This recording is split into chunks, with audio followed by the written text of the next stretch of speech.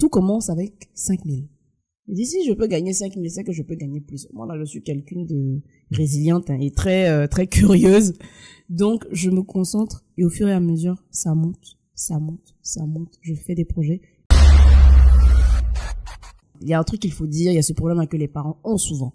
C'est que si mon enfant n'a pas fait A, c'est que sa vie est vouée à l'échec. C'est-à-dire, si tu n'as pas fait telle filière, ou même tu n'as pas fait tel programme, c'est que toi, tu vas échouer. Non. La réussite, là, c'est pas un long fleuve tranquille. C'est des vagues, en fait. On sait jamais là où l'enfant quittera. Qu'est-ce que l'enfant peut apporter? Et moi, j'ai dit, par exemple, je dis n'importe quoi. Mon enfant dit, maman, je veux devenir menuisier.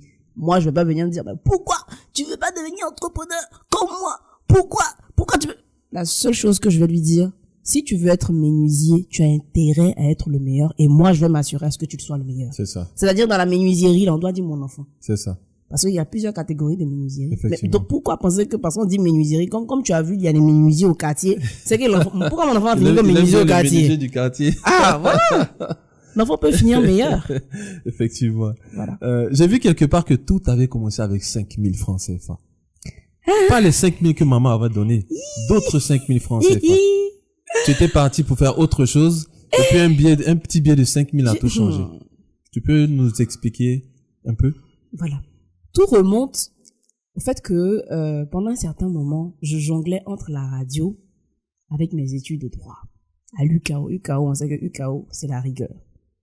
Donc, dans cette rigueur, je ne pouvais plus parce qu'à un certain moment, ça devenait coincé avec des histoires de deuxième session. Donc, j'avais un stage dans une radio, à la radio à midi que j'ai arrêté. Et je dis, bon, avec ma voix là, je vais faire quoi? Et un jour, il y a la voix était déjà là. La voix était déjà là. C'était un peu, mais c'était pas comme pour aujourd'hui. Ça a sorti.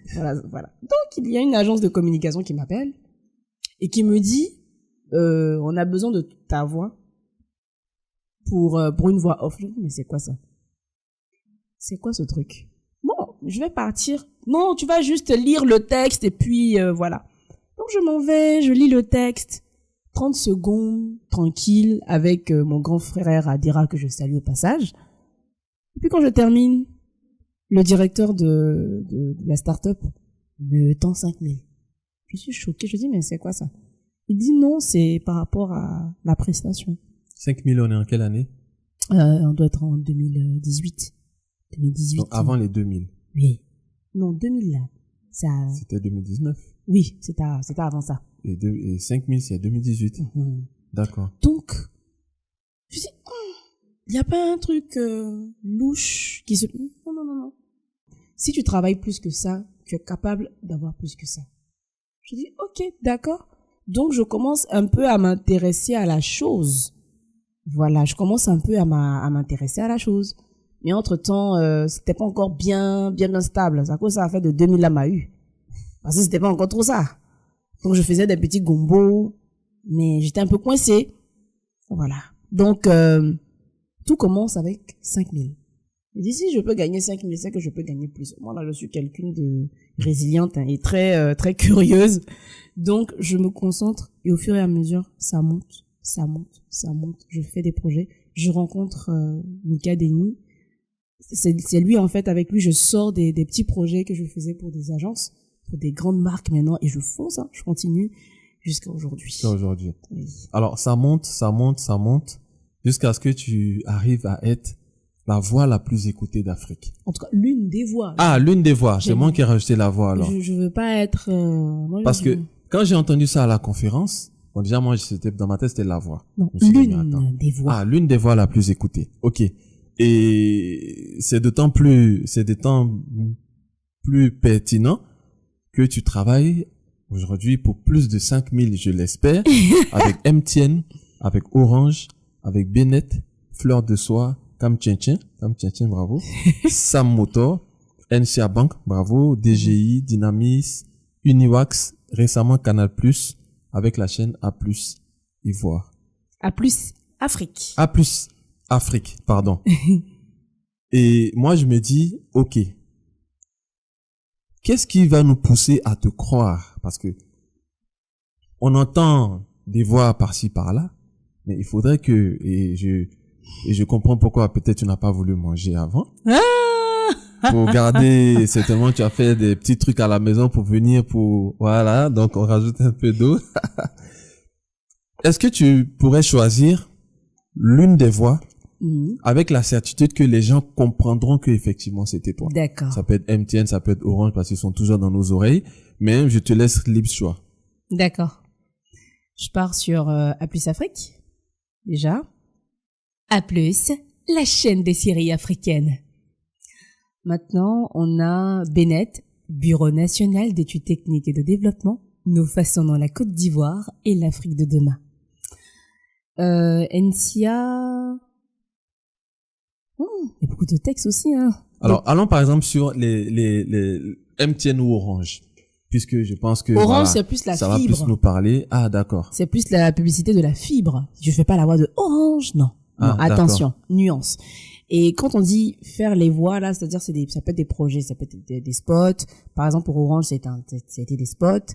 Pour Benet, c'est l'attente téléphonique du Benet, c'est-à-dire même si vous appelez tout de suite, c'est moi que vous allez écouter. Ah bon? Oui.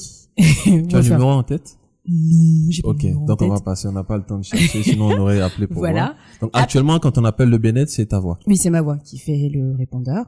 Maintenant, pour ce qui est de A+ Afrique, ben, vous n'avez qu'à cliquer sur la page A+ Afrique. Je suis plus écoutée à l'extérieur qu'ici. Qu'ici. Parce qu'on dit A+ Afrique, c'est pas A+ Ivoire. A+ Ivoire est diffusé qu'en Côte d'Ivoire exclusivement, mais les autres pays m'écoutent plus. Donc, si vous partagez ça à un Congolais, un Camerounais, ils vont dire, oui, on comprend, oui, on entend ça ici. Okay. Mais en Côte d'Ivoire, non, c'est pas moi qui fais la voix d'A+ Ivoire, c'est une autre personne. Moi, tu voulais rajouter quelque chose? Oui, c'est ça, c'est juste ça. Ok. Moi, perso, je te dis, hein, te rencontrer, ça a été une révolution dans mon esprit. Waouh. Parce que moi, je connaissais pas ce métier, en fait. Je sais qu'il y a des doublures, je regarde des dessins animés, je sais que les films américains, il y a des noirs derrière, il y a des blancs derrière, je connais ça. Mais je savais pas qu'en Afrique, on s'intéressait à ce métier, et deux, des personnes en avaient fait leur activité. Donc, lorsque je vois l'interview du docteur Claudel que je suis et que je salue au passage dans ton bureau, c'est là où je dis, ah, ok. Après, je te découvre à la conférence et là, tu fais un exposé sur le marketing sonore. Quelque chose, c'était complètement nouveau pour moi. Même si avec mon intelligence, je vois un peu, il y a des sons qui restent gravés dans nos têtes. Le premier marketing sonore qui est pas vraiment un marketing, c'est la voix de maman ou de papa. En effet, oui. D'accord. Moi, je me rappelle quand ma femme était enceinte, je faisais je me documentais et il y a une expérience que je faisais. On disait que même le bébé dans le ventre, fallait lui chanter des chansons pour que déjà il s'habitue à ta voix et puis quand il sort, quand il pleure, tu chantes et puis il se tait. J'ai vérifié ça, c'est exactement. Je connais déjà l'impact du son sur le truc, mais à quoi tu attribues le fait que c'est pas très connu? Après, c'est peut-être moi qui suis pas informé.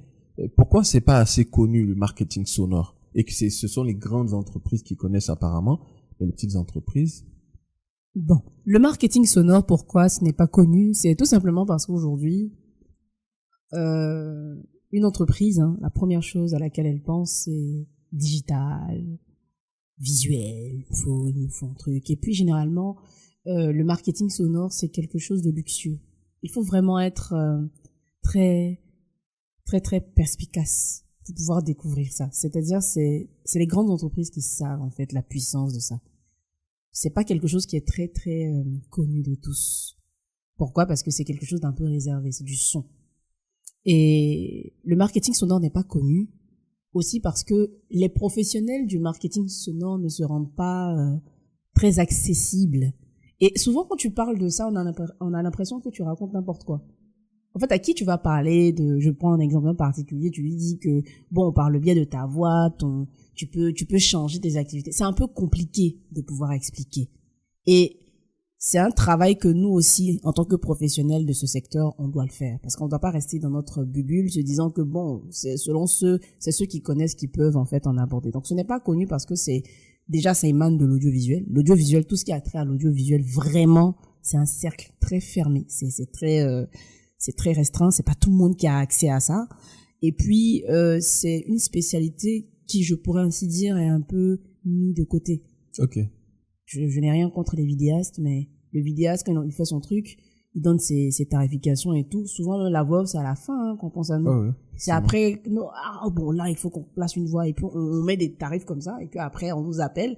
Pourtant, un projet qui est fait dans la précipitation, ça donne pas un bon résultat. effectivement. Tu peux faire une très belle vidéo, bien réalisée, bien filmée, montage parfait, motion, tout ce que tu veux. Il suffit que la voix soit catastrophique et ta vidéo perd en saveur. Parce qu'on dit audio et visuel, les deux vont de pair. Donc, tout ça parce qu'aussi on ne nous contacte pas à la bonne heure. Mais quand on fait partie du projet dès le départ. Dès le départ, c'est-à-dire quand tu conçois un projet audiovisuel, le son fait partie intégrante du projet. Donc tu ne peux pas penser à l'aspect visuel uniquement et laisser le son. Donc le son que tu choisis, la voix qui va accompagner, tout doit être pensé. Parce que la voix, comme je l'expliquais dans la conférence, le voice branding, voilà, voir la voix de marque. Voice branding. Ça, c'est encore un nouveau mot que j'ai. Voice branding. C'est très bon. C'est très bon. Bon, chez vous, on parle de logo. Logo. Voilà, logo, voilà, logo visuel. On a le logo sonore, on a aussi la voix de marque. Donc, la voix de marque et le voice branding en fait, c'est une voix qui est censée correspondre avec l'histoire, la marque de l'entreprise.